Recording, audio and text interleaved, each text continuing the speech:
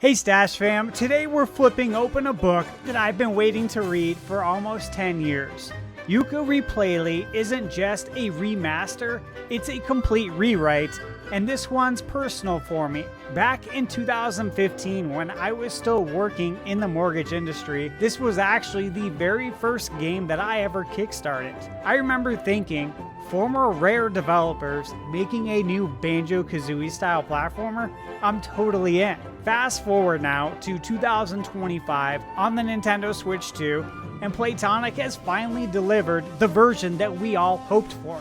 This time, they didn't just improve the game, they redeemed it. Let's open to Chapter 1 and hope Capital B hasn't dog-eared the pages. Our tale begins with Capital B and his sidekick, Dr. Quack, using the Novelizer 64 to vacuum up every book in existence. Their goal? Corner the market on stories and sell them back for profit. Meanwhile, the magical one book explodes into scattered pages, and our hero duo dives throughout the grand tomes to set things right. The writing is sharp, self-aware, and full of British wit, with jokes that could have come straight out of a Rare script meeting in the 1990s. Characters like Dr. Quack, Trouser, and Mark the Bookmark all deliver that perfect blend of sass and silliness that fans of Banjo-Kazooie will instantly recognize. Visually, this is a complete overhaul. The worlds are denser, the lighting and reflections look incredible in 4K HDR on Nintendo Switch 2, and there's a far more visual storytelling than before. Snowflakes sparkle in glitter-glazed glacier, neon lights bounce off casino floors in Capital Casino, and the game just feels way more alive. And then there's the music. We need to talk about this soundtrack. The score is a full orchestral rearrangement performed by the Prague Philharmonic Orchestra, featuring three absolute legends whose names might not ring a bell at first, but their music definitely will. And the first one is Grant Kirkhope, the man behind GoldenEye 007, Banjo-Kazooie, Banjo-Tooie, DK64, Perfect Dark, A Hat in Time, Mario & Rabbids Kingdom Battle, Smash Bros. Ultimate, and of course, the original Yooka-Laylee. He's basically the sound of every N64 childhood. Then we have David Wise, who started composing this same year the NES launched, and the same year that I launched, 1985. His track record is insane and is littered with, seriously, all the games we grew up with. Wizards and Warriors, RC Pro-Am, Battletoads, Donkey Kong Country 1 through 3, Diddy Kong Racing, Star Fox Adventures, Tropical Freeze, even the Battletoads that Xbox released in 2020, and most recently Mr. Gimmick 2, which if you know Gimmick, those games have great soundtracks. He's responsible for classics like Aquatic Ambiance, you know, the music from Donkey Kong Country in the water levels, Sticker Brush Symphony, and the Forest Interlude, melodies that defined an era.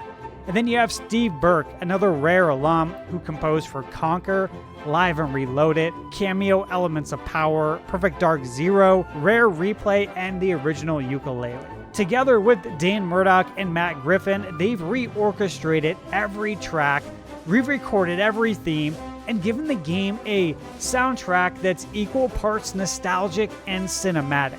If you close your eyes while playing, you could swear you're back in 1998, but the fidelity and arrangement remind you this is 2025. It's an incredible fusion of eras that perfectly fits Yooka-Re-Playlee's mission to modernize a classic without losing its soul.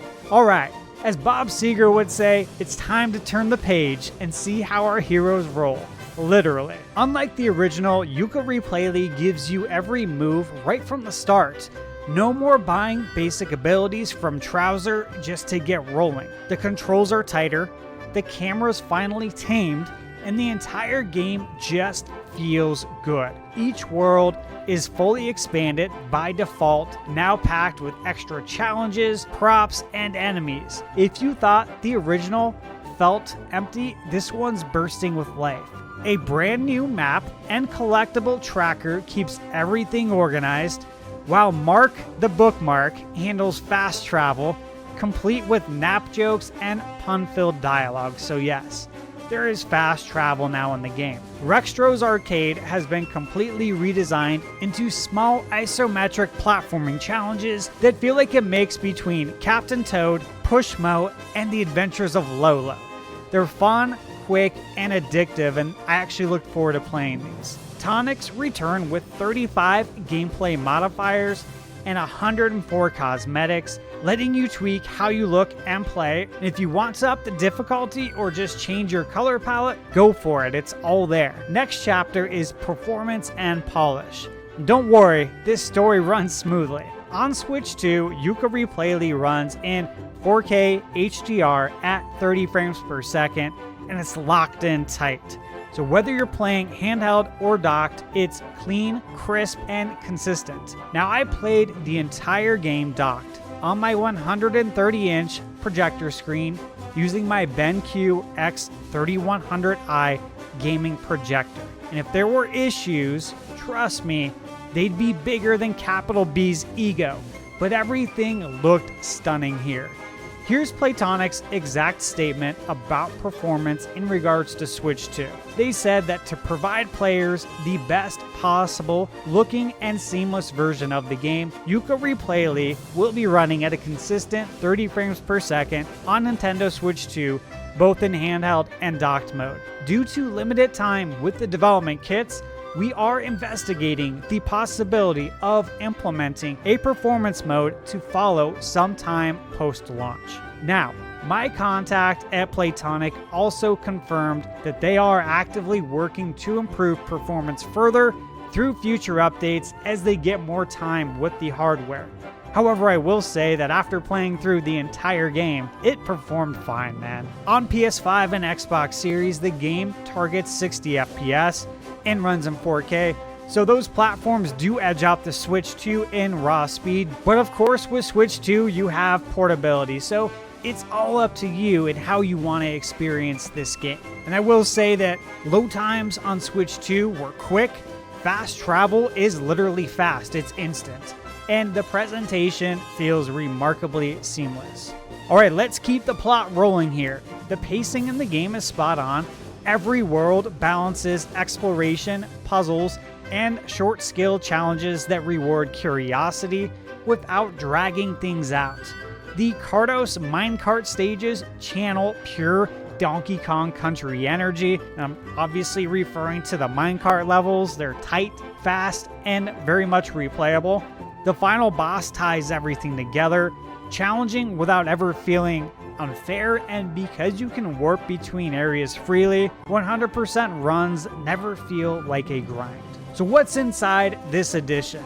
Let's unbox some content. No shipping fees required here, promise.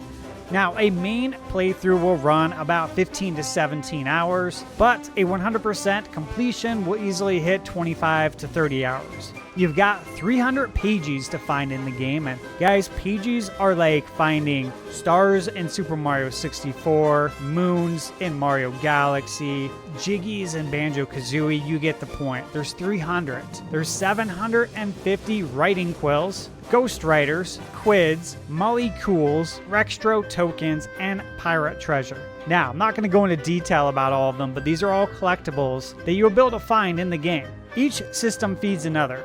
Quills buy upgrades, quids unlock tonics, and pages open new worlds in the Ivory Towers. It's designed for everyone who loved Banjo-Kazooie, Mario 64, or DK64.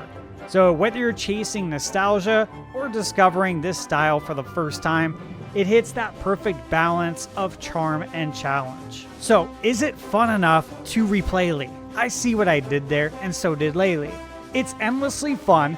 The new structure keeps you hooked with clever secrets, collectible chains, and quirky characters that make you want to keep exploring. Even after the credits rolled, I found myself wanting to return just to chase that 100% completion. The platforming feels fluid, the humor keeps it light, and every time I played, it just left me smiling. Time for the epilogue, the part where we look back and get all sentimental, preferably with a British accent. This release is a statement.